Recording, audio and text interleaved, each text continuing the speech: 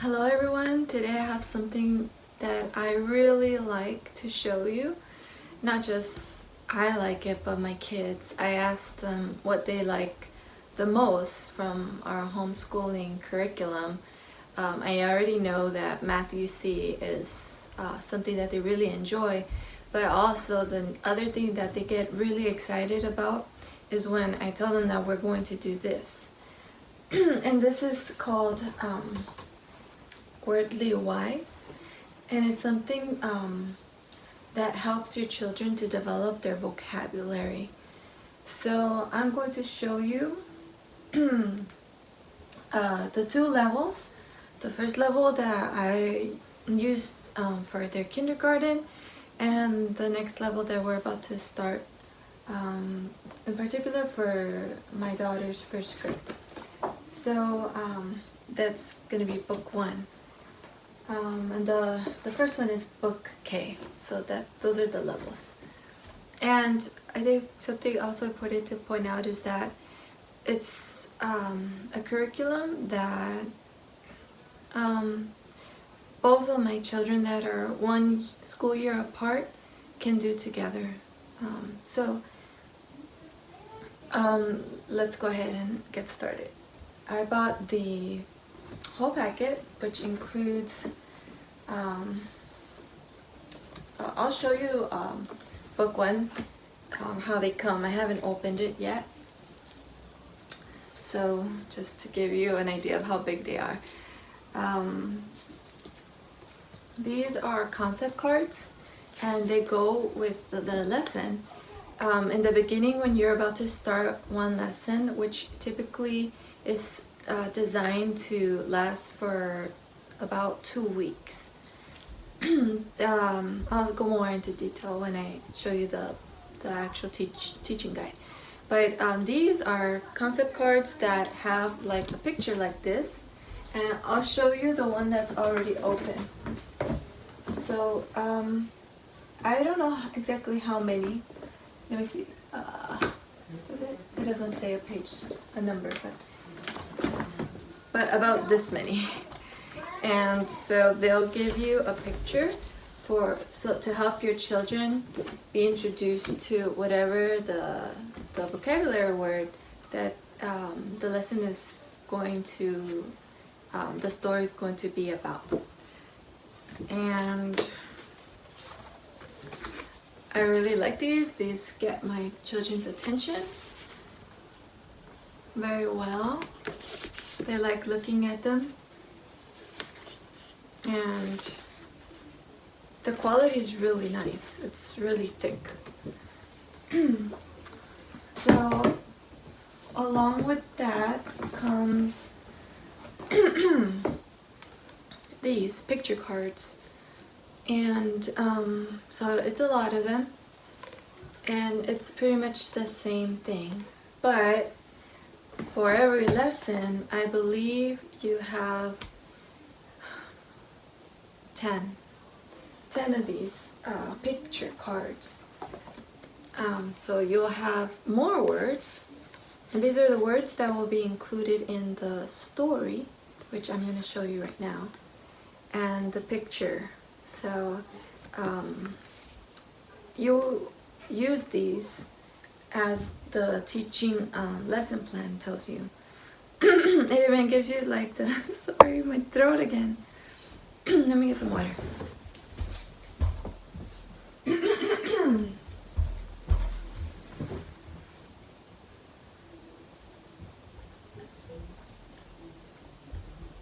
See if that helps.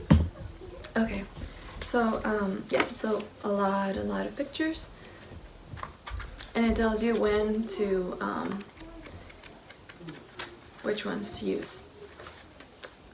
So here is the honest truth about this.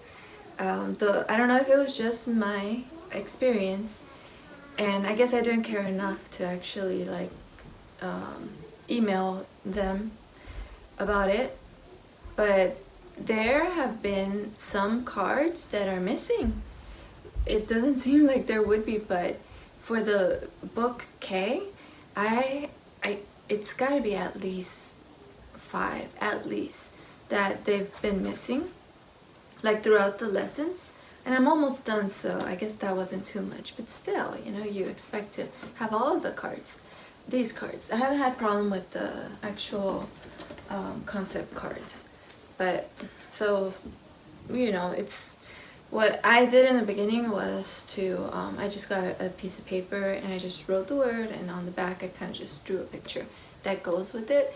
But then like when it kept happening, I just realized maybe it's not so necessary, like we'll just talk about it. So that's what we did, but maybe that would be your experience too. I'm not sure. Maybe you could email them, maybe they would give you a packet that includes them all. I'm not sure. And so let me show you the kindergarten book, which my daughter has already written on it, and let me show it to you. So every day the teaching guide is going to give you instructions for which activity to do with your kids. And so this is going to be the pictures that your children can look at while you are reading the story to them. And here are the vocabulary words for each lesson. Then so that you'll have activities where you get to glue things on in order. So it's teaching them to retell the story, and you'll find these little cutouts at the end of their book. Let's see, we have one left, and then they especially like these. So you'll give them directions, and they'll have to color using the color that you tell them. You give them a hint about what you're talking about, and they have to guess. Like for example, color the person that is holding a soft thing, for example. And so they would, and you would tell them the color to use, and so that's listening skills. And so once they're done coloring, like, I don't know, it's usually like 5 things. Then they're free to color the rest of it however they want, which my kids really enjoy.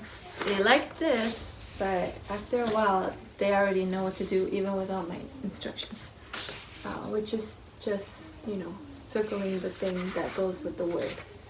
And then these are just fun little activities where you tell them which you give them hints about which path they would have to take, and then they have to see which one that would be. So yeah, they also have certain parts where it's called journal, and let me just show you. For example, see, so the activities are not all the same. And here's what I was telling you, that on these you have to choose one of the words that you discussed, and then it gives you the instructions about what you're going to do with that word. And so that's what she did there. That's pretty much it. That's kindergarten. Pretty simple, easy. And so here's the first grade, and check out all of the levels. It goes all the way till 12th grade. So this is a program that you can include throughout your homeschooling. So you can see how the coloring pictures are starting to get a little more complicated, which is good for them to, coloring is really good to help them strengthen their hands, which ultimately helps them when they need to write. And I'm already noticing there's some other things that are different. Now they're going to have to, you know, fill in that little circle instead. Maybe it's getting them ready for those state tests where you do have to do a lot of bubbling. And let's check out the back to see if they still include those cutouts. It seems like they don't for book 1. Instead, I'm finding these pages. I haven't gone through this book yet, so all I'm seeing is that one page says places, jobs, special days, transportation, art, and my favorite words. So in that one, it just says write your favorite words here. So it seems that they're encouraging them to write on this one as opposed to like cutting. So that's book 1, and the most important part, in my opinion, of course, not just my opinion, the actual teaching. It's the teacher's resource book. What I liked about this as a first-year homeschooling teacher was that I felt like I was actually in, like, for example, a public classroom, a public school classroom, and I had like the whole script. So that gave me confidence as I was going through this. Let me point out some important things about this. So in the first page just tells you what you have, like what the pages are about. But okay, so for your first lesson, this is what it looks like, and it tells you how to introduce the story. So if you wanted, you could just see they have parts right here where it actually tells you what to say. So that just makes it really easy for you. And it's not like a huge thing where your kids are gonna get lost. It's just a few sentences. And then tells you like all the materials and the story words.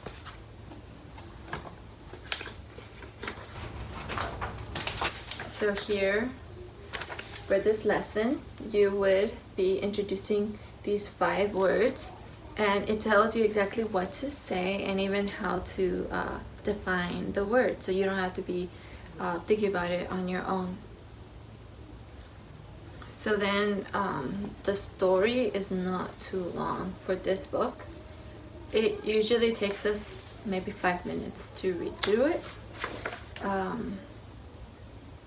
depending on because there are some parts where you have to do some activities.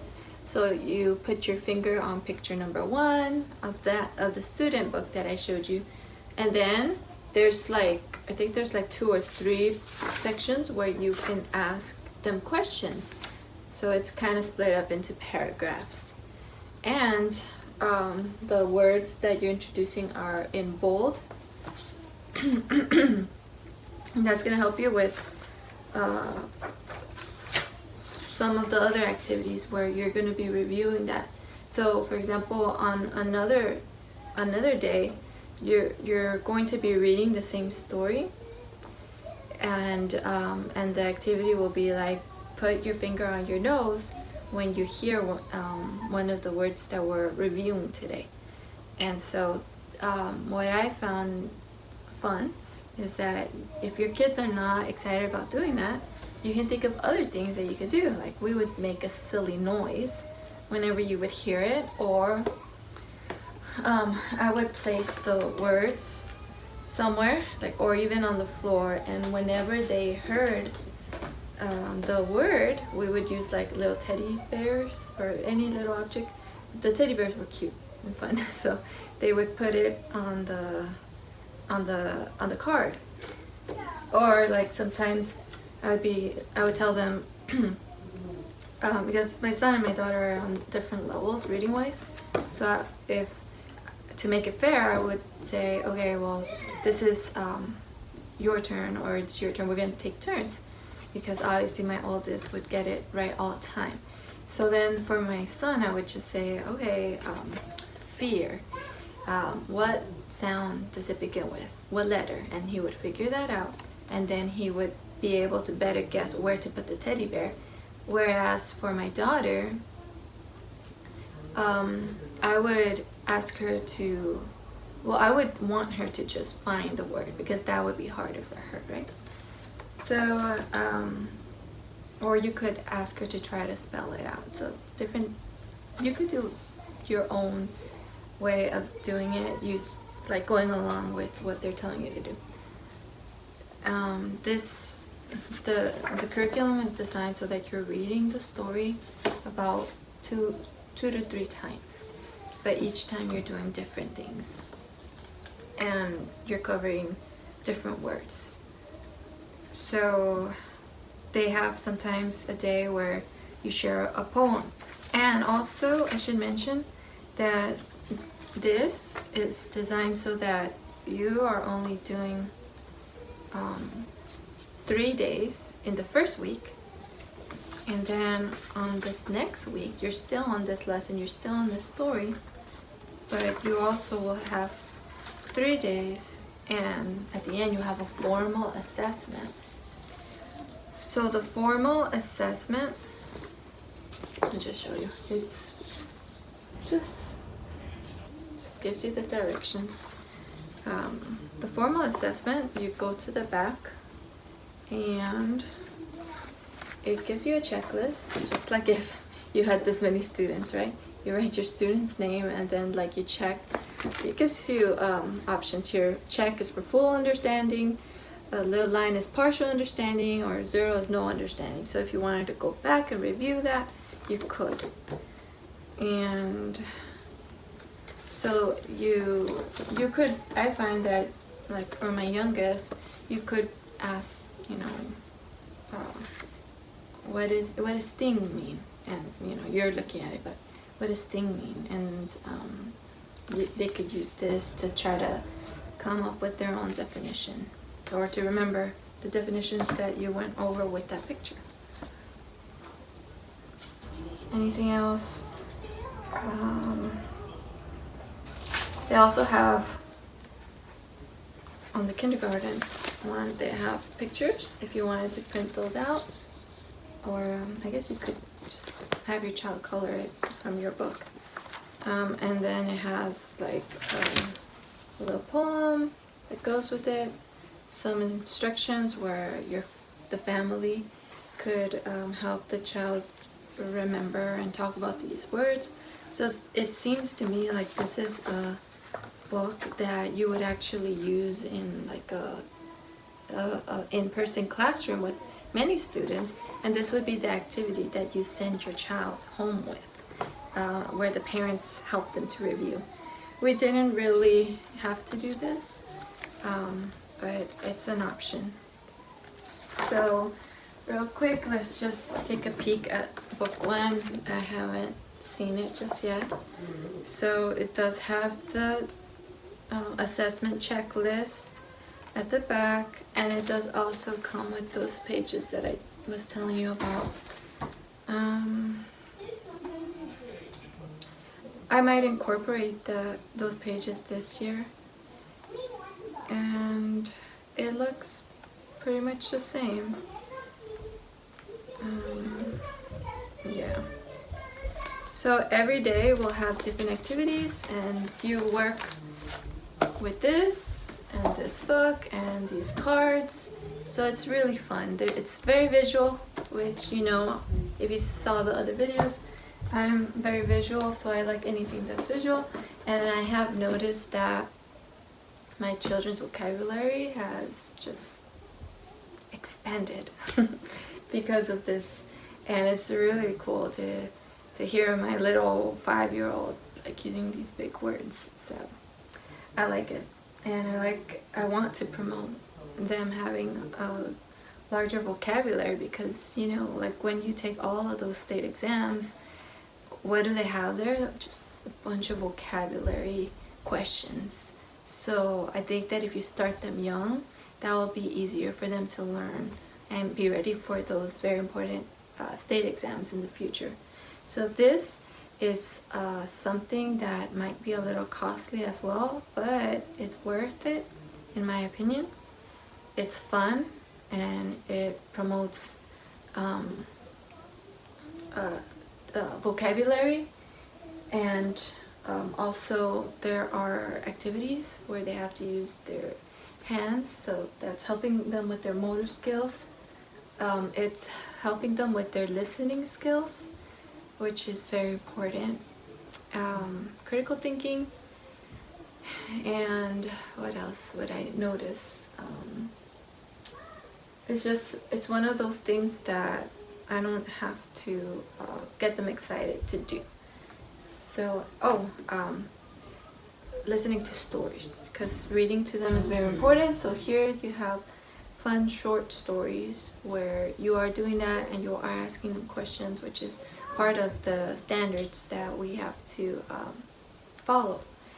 So I like this. I feel like a public school teacher when I'm doing this, and my kids enjoy it too. So definitely I recommend it. Alright guys, I'll see you on the next video. Bye.